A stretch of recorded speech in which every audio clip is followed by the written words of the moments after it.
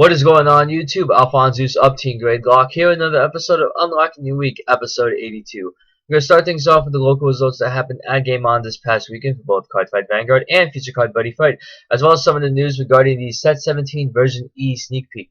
And then we're going to be going into the video content preview for this week, which will include at least one deck profile and or match in TCGs. And I guess some of the results that happened from the Set 17 version E sneak peek in terms of pulling power. And one of the actually more startling news in Cardfight Vanguard concerning the new G format or something, but we'll get more into it as we reach that segment.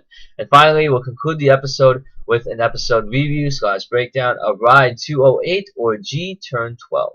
So moving into the local results, I wasn't there this past Friday, so if you knew about any tournaments at Game On Friday, feel free to comment down below with, I guess, how many people entered and who topped with what. And then moving into the Saturday, which was the prime day for the Set 17 version E sneak peek for Blazing Perdition.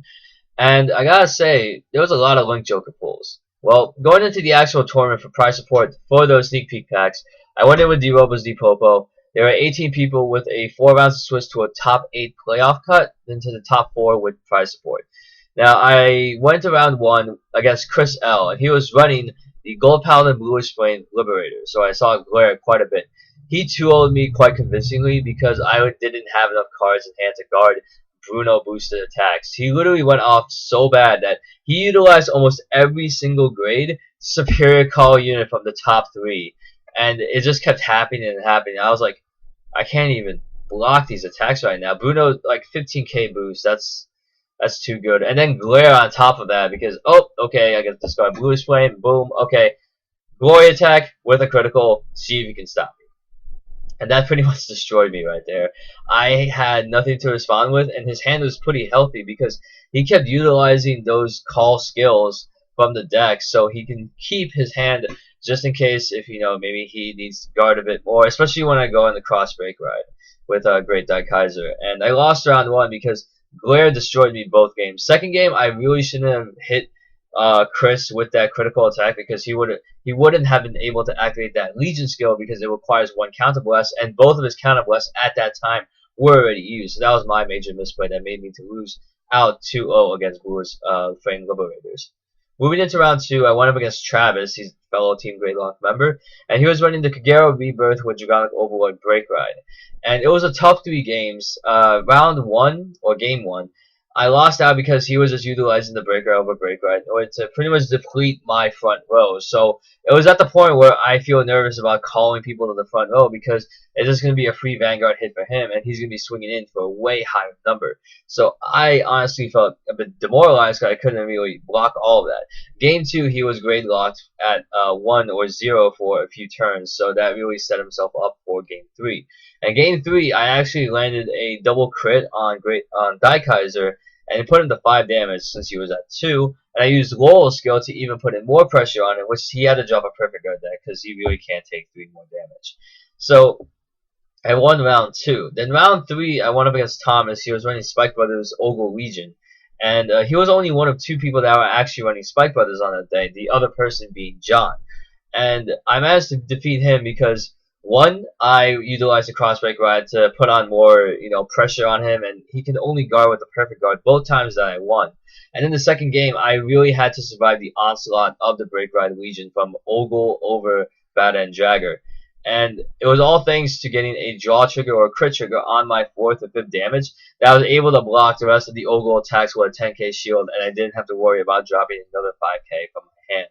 Because that really helped me out, because I had at least 8 to 10 cards in hand, but he would deplete my hand like that because, alright, some of these attacks are going to hit, but other times I don't think I'm going to survive this. So, pretty much after I won 2-0 that round, my final round was against Rob M of Team Dark Matter, and he was running the Genesis Regalia Strict Legion between Nyx and CEO Yggdrasil, and he beat me 2-0 quite convincingly. Game 1, it was all down to Yggdrasil, just hitting that extra critical in order to kill me and put me to 6 damage before I even get my break ride off.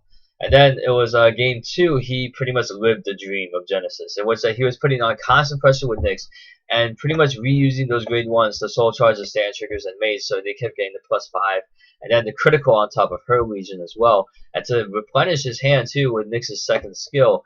it really just helped him out with a lot of defense to guard my crossbreak ride turns when I was able to go off. And then it all came down to him performing Legion with Yggdrasil this time, and I had to take the hits because the thing is though, I had to guard with 3 of my heal triggers when he did a Nyx major attack, and I didn't have a perfect guard on, so that really destroyed my hand, and Yggdrasil pretty much finished me off there. So I went 2-2. I guess that's pretty much the norm for what I'm doing right now. I'm not sure how it's going to go when I get my Musketeers all done for next week, but we'll see what happens. Going into the top 8 cut playoff and then into the top 4. Fourth, I remember Eric, he was running the leaders of Link Joker, so yes, this is now the 5th week that the leaders have topped out of local. Next came John, and he was running the Spike Brothers Oval Legion. And then we have Joe L running the Shadow Paladin Abyss Revengers. And finally, we top things off with Rob M with the Genesis of Regalia. So we have a Genesis, a Shadow Paladin, a Link Joker, and a Spike Brothers. So congrats to all people who made it to the top 4 cut. That is an insane amount of packs you can get from your pool. And we also did a bonus Did I Plus video from what John pulled from his packs. Now moving into the Buddyfight tournament, there were 8 people that entered, so it was a 3 rounds of Swiss where top 2 finished. And I went in with the Legend World Heroes, with the Knights of the Round Table with some help from the Wider Sarko. And moving into round 1, I went up against Modesto, and he was using the Gorgon waifus, a different variant from the one I've been using for a couple months. And after I dropped it to move on to Heroes, I've seen some better success with it. Going into that match, it was definitely all about a boxing match, I guess. The thing is, though, he punished me pretty hard in game 1 with Medusa, because I had a full field of grade 1s with, Spring Heel Jack, I think it was Galahad, and I think it was Gawain too, and I just lost out on all 3 of those units by just simply discarding another Gorgon from the hand. And so I lost out on that round, but I came back both games 2 and 3 into utilizing Breathing Guard in order to finish the guy off. And I say boxing match because it's pretty much, okay, I'm going to soften you up for like, a good 2-3 damage to put it down to 8 to 7. And then I fill the field with, enough damage to go for game. And then I can even go as further to say, wait, if you're going to block this Link attack, then I can use Breathing Guard and boom, damage goes through. That's it. Chain Link is over. Because in Buddyfight, there's only a Chain Link 2. So that means you can play a spell, and then the person who plays a counter spell. The person who played a spell initially can't use a counter spell in advance. So it's pretty much a counter, and then that's it. So that makes OTKs that much more scary, because now it's thinking, alright, if I play a spell, it's going to get negated if he's going with a Link attack for that. And it's really, really crazy to just think, wow, I could have lost. I could have won, but if anything, my answer to that, if someone wants to try and, Link attack for game, I have the Divine Shield of Pride one to at least reduce that damage by 2, so he won't OTK me after all. So that was definitely a lucky break for me, because in game 3 I almost misplayed. If anything, I should have just attacked with everybody and then Breathing Guard for game. But it was better just to kind of swing individually so I can waste out his Holy Grails and Power Mythology so that I can go in with a Link attack with a better chance of having it not being negated. And, of course, I have Breathing Guard in hand just in case. So moving into round 2, I went up against Tio, and he was running Legend World Hero build as well. He was using it a bit differently because he ran a lot more weapons than usual. Both games, I really didn't see much of an offense from him in terms of actual monsters on the field. So pretty much my strategy was to kind of cut down his monster offense so that the only thing he can ever swing with would be his weapon. And I don't know if he even ran Breathing Guard. I didn't really see that being casted at all in that round. So I was able to kind of, just make sure I can secure the win with just attacking and attacking and attacking. So I managed to win round 2. So I actually move on to round 3 against Dex. And Dex have been topping very consistently over the past couple weeks and months even with the various decks that he had. In fact, I actually want to see if I can try and feature a match with one of his decks in the format, especially with, Booster Set 5, Break to the Future, coming out very soon. So going up against his Dragon Knights, he pretty much wombo comboed me to death. And game 1, he got Data Dragon in order to eliminate my entire field, but he can't attack. But he did have the size, I think, 201 monster that actually says your monsters can still attack after you play the spell. And I really didn't have much to guard. I only had maybe like 1 Holy Grail, and I was already at 6 life. And he had both the weapon that had a 3 crit on it as well. It wasn't Daigo Brave, I know that. I think it was the green sword. and he also had the regular drum for 3 crits. So I was gonna lose either way with the other card that he had in his hand. It was going to be really, really horrible for me to try and catch up after that. Game 2, I made a really horrible misplay that when he tried the Green Dragon Shield, I used Breathing Guard so I can get in guaranteed damage. But he did the Wombo combo again, and I didn't have a spell to negate that, so I got very heavily punished for that. So I made a second place, so that's actually pretty good. I'm happy that, I'm happy that I actually managed to break the dry spell on top in any tournament, as for matter, and I feel like I'm going to be putting in some more effort into Buddyfight as well as Force of Will when it comes out. And speaking of the local results, so Dex top is Dragon Will, Dragonets, and I topped next with Heroes. So good to see, I finally got in and seeing all the competition came out for Buddyfight. I'm glad that we're starting to get a little bit more people involved in these Buddyfight tournaments because it really helps out to build the community quite a bit. And now with the news card games for Universal Fighting System or UFS and Force of Will on the horizon, or actually UFS is already available at the store, but Force of Will is going to be the next big thing at Game On. Archero has been doing a very good job at promoting that card game in particular by holding demos and just teaching people how to play the game. So moving into video content preview for this week, we're going to have a match for you, but it's going to be Universal Fighting System.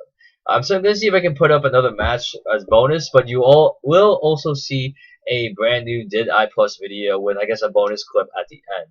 The Did I Plus is going to be the pizza box. So Frank and I, one of my friends from Team Dark Matter, we split a box. I guess it was a 70-30 split. He put in 120, I put in 40. So we have a video for that featuring Joe's very awesome Samsung Note phone that can do 4K resolution. Dear God, these graphics look amazing. And that's why I want to save that phone for pack openings and stuff like that. Even deck profiles if I can get a chance. This Wednesday, I'm going to try and stop by Game On so I can actually record a dual deck profile of Spike Brothers with Ryan and John. So we'll see how they will put in their joint efforts in order to build a very effective Spike Brothers deck. So I guess at the end of the week, I'll see if I can try and record more content. It's going to be a bit harder for me because I have the internship and I have school that I have to go through. So it's going to be kind of like a tough balancing act for me to kind of get through all this. But I guess also, if you guys don't want to just watch on YouTube, I do try and stream Hearthstone every once in a while, especially the arena runs, because I do want to kind of get better and get the better cards so I can really rank up. I've already done, rank 20 almost every single month ever since Hearthstone came out, and I want to try and reach legend rank at least, once, or even, go further than that. So I want to try and stream a little bit more consistently, have like specific days where I'll stream, because if you guys want to see, stream content, then I'll be more than happy to stream for you. I know that I've streamed League of Legends in the past, I've streamed Hearthstone, and I've streamed a little bit of WildStar. I'm also trying to see if I can stream some World of Warcraft and just kind of like show you the level up areas. But I guess it really depends on what the audience wants. Because the thing is, we are here for you, and the amount of support that we've seen so far from you guys has been completely amazing. Some of the videos that we recently put up, I have never seen that many comments on videos in such a short period of time in my life on this channel. So really, it's awesome to see so much activity on these videos, whether it's pointing out misplays or just commenting on the videos. I'll be more than happy to respond to as many as I can. And unfortunately, for some of those that have like the linked comment feature on it, I will be unable to respond because the reply button doesn't really show up. I'm not sure if it's a glitch or it's something strictly from YouTube or concerning privacy settings. But whatever the case may be, I'm just so happy that the channel is improving and growing consistently. We have 328 subscribers already, and that's freaking amazing. I do like that. And speaking of thanking you, the subscriber, we also want to say, hey, the giveaway is still up for grabs. If you just go to the episode 80 of Unlocks the Week, you'll see the ways how to enter. So you just need to be a subscriber and comment on that video with the answer to the following question that I've said in there. So I think it will be in one of the suggested videos here. So that's it for pretty much the video content. Now moving on into the campaign that I've talked about for a few weeks with the New Jersey Fat House. I know that I'm still trying to get Henry and Elvin to talk it out a bit more, but I guess before the campaign officially goes live, feel free to. If you're in the northern New Jersey area, stop by the New Jersey Fat House. They're kind of like a variation of the New Jersey Fat Trucks down in Rutgers, New Brunswick, and they sell some pretty amazing sandwiches, especially on cheat day. So stop by there, tell them that Team Gradelock sent you, just to know that, hey, we're trying to get you more customers and we're trying to get our name out there. So it's a win-win situation for both parties. So go stop by the New Jersey Fat House in Belleville. I'll put a link to their Facebook page down below so you can check them out. And yeah, that's that's pretty cool. We have a business to kind of do a promotion with. So now that the video content preview is done, and I guess one of the more startling news that I can tell you is that in terms of Vanguard, Alex has been talking about it, as well as a couple other people at the local. They've been saying that how Bushiroad is planning to have a G format. So a format particularly for the G series, meaning that they will completely ban out almost every card that has came before the G set 1, which is set 17 and down. And to be honest, I gotta say this is kind of like a spit in the face of the community, because we've all put money into getting these cards, because like Yu-Gi-Oh, we just have a ban list to follow. We just have a ban list to follow. And to have, Bushi would kind of say, we're going to ban all this. Well, of course, yeah. Abyss has been topping very consistently in a lot of the tournaments. But the thing is, well, along with Thing Saver. But the thing is, those are our cards. We can at least deal with it however we want to. And I just want to kind of just keep my cards. So I want to use these in regional tournaments. I don't want to just drop money on getting like a brand new deck. Of course, there's probably going to be some exceptions, because you have Lacrosse, which features the end, and you have, Dragonic Kaiser that would utilize the original Vermilion. And so it's going to be, a tough ride if this G format is actually going to take place. Because the thing is, though, G format can really benefit a whole lot from the support that we've seen in all 17 sets and the extra boosters that we've seen up till now. Because some of the crazy combos I've heard rumors about utilizing Laurel or utilizing some of the other, limit break slash clan mixing, the possibilities are pretty endless. And if Bushiroad, if you're actually watching this video, please, for the love of God, don't make the G format happen. I'm sure that the community will be more than happy to adjust to the G format series support in terms of mixing in with everything else that has been released ever since Cardfight Vanguard came out. So that's my plea. If you agree with me, comment down below. And that should cover all the news that I've seen so far. I know that the next couple of weeks is going to be crazy with the amount of sneak peeks that we're going to be getting for both Future Card Buddyfight, the premiere of Force of Will, which I am definitely going to be entering draft tournaments for quite a bit, because $15 is actually very cheap for a draft 20 format, because going into just $20, $30 sneak peeks for drafts for other card games, it can really hamper up the wallet quite a bit. So that's it for the news, as well as any updates with Team Gradelock. So we will now conclude the episode with the ride breakdown of Ride 208 or G Turn 12. So spoiler alert, you haven't seen the episode yet, you can pause and close the video, go watch that episode, come back right here so we can talk about it, or you can close out the video and be on your merry way. So Ride 208 or G Turn 12, Chrono versus Jaime. We finally get to see the much awaited fight between Gear Chronicle and Aquaforce. And even starting out the episode, it is pretty hype, because we get to see Chrono, being his calm and usual self, all of a sudden being approached by, I guess, the tsundere waifu, Tokaha. And to face the episode, we already get to it. The fact that we get to see Chrono looked a bit freaked out how Toka's all up in his grill and saying like, wait, you're going to challenge the person that beat my brother. And I'm like, whoa, whoa. Please, hold on. Yes, what's the big deal? And then Team Trinity Dragon comes over, Shion comes over, and say, wow, you're going to fight Jaime? Yo, this is going to be insane. Because I've never seen a Gear Chronicle versus Aquaforce matchup, because I guess, yeah, because that's the first time we get to see these two clans actually fight off. The current G-Series protagonist clan versus the antagonist from Season 2. So, when leading up into even the match where, of course, yeah, it's a bit last-minute call, but Jaime felt like he had a duty to make it up to Chrono for having to miss out on a tournament that could have been a very interesting arc in the episode. But, of course, it took a little detour. So, moving into the actual match, it was pretty much balls to the wall action, and more reminiscent of what a card fight was back in seasons 1 through 4. Now we get to see the ride and the attack. I didn't think I saw a drive check in the early parts of the fight.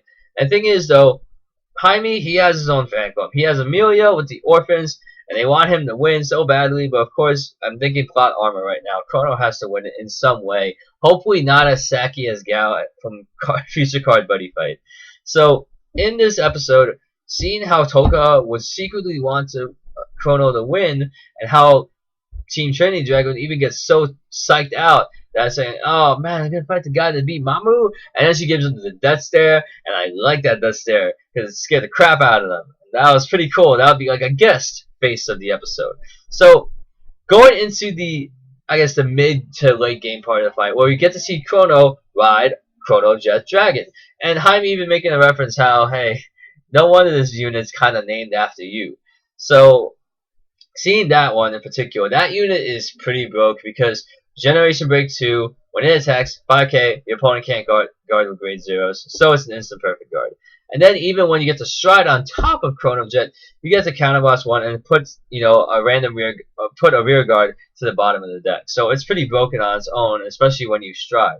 Now, seeing Jaime actually go in for not only one but two attacks of the full Aqua Force combo assault, and especially when they get their their resist stats on their units, it's gonna be even more broken because now I don't have to worry about my stuff getting locked, or at least most of my stuff getting locked, because now I have a unit that can at least attack and swing. I can get in 5 to 7 attacks right off the bat, and seeing Jaime go into stride and now gonna do that crazy ass attack that would put Spike Brothers and Nova Grapplers to shame.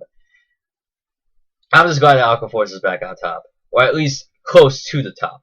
And when it had to go to Chrono, he had to bank on perfect guards, he had to bank on a heal trigger, and then going into his turn, he literally had to do an almost all or nothing attack. And think though, he used two very different stride units, one in order of the other. The first being the interdimensional dragon, Chrono's command dragon. And of course, that's the thing. If it hits, you counterblast 2, I think. Yeah, you counterblast 2, soul blast 1, discard a card from your hand. You get to put all units or all rear guards on your opponent's field to the bottom of the deck. Instead of a mass attire, it's just a mass. Okay, all this is going to the bottom of the deck. You're not doing anything for this right now. And then he had to rely on Mystery Flare Dragon, probably one of the most sackiest cards in the entire game. Because Interdimensional Dragon, Mystery Flare Dragon, the attack hits, you counterblast 4. You look at the top 4, and if all 4 of those cards have a different grade from one another, you get an extra turn. And the thing is, though, what I found very interesting was that Jaime decided to guard with as many cards as possible. And Chrono actually got the 2 to pass with, I think it was a draw and a heal trigger. And then he had, alright, do I have my 4? Boom. Alright, I get to have an extra turn. And everybody is shocked by this. I'm even like, okay, I know this is plot armor, but goddamn. Of course the last card is going to be Chrono Jet Dragon. So, seeing Chrono win off of that was just, alright, Jaime won. Chrono won.